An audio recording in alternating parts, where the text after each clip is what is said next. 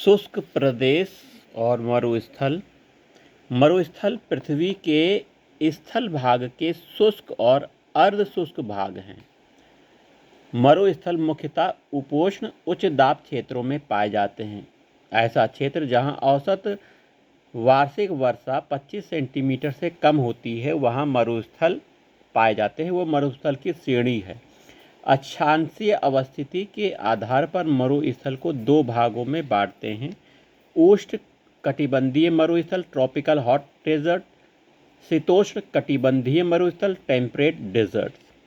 आइए उष्ण कटिबंधीय मरुस्थल के बारे में जानते हैं। उष्ण कटिबंधीय मरुस्थल प्रायः महाद्वीप के पश्चिम में 15 से 30 अक्षांश उत्तर या दक्षिणी अक्षांशों के मध्य व्यापारिक पवन पट्टी में पाए जाते हैं।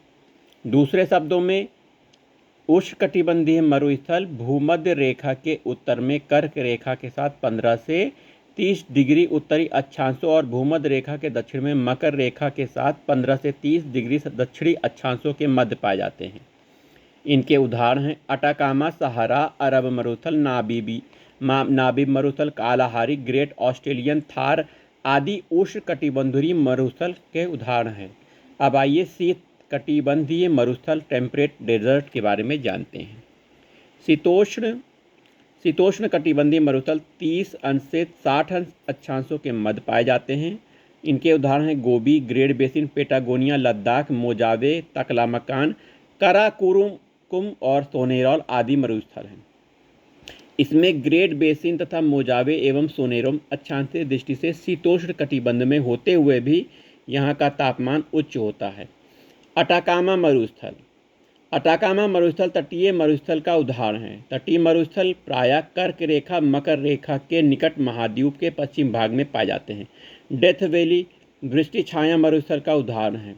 गोबी मरुस्थल आंतरिक मरुस्थल का उदाहरण है। अंटार्कटिका एवं आर्कटिक ध्रुवीय मरुस्थल के उदाहरण हैं। सहारा मरुस्थल व्यापारिक पवन मरुस्थल का उदाहरण है। थार मरुस्थल मानसून मरुस्थल का उदाहरण है।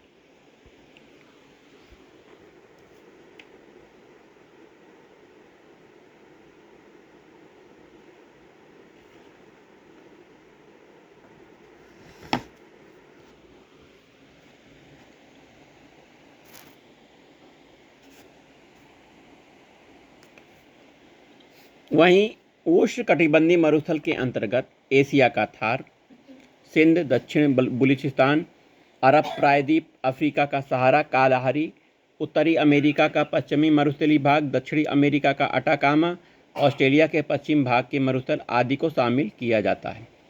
चूँकि व्यापारिक पवनें महाद्वीपों के पूर्वी दिशा में आती हैं, अतः महाद्वीपों के पश्चिम भाग तक पहुँचते पहुँचते शुष्क हो जाते हैं।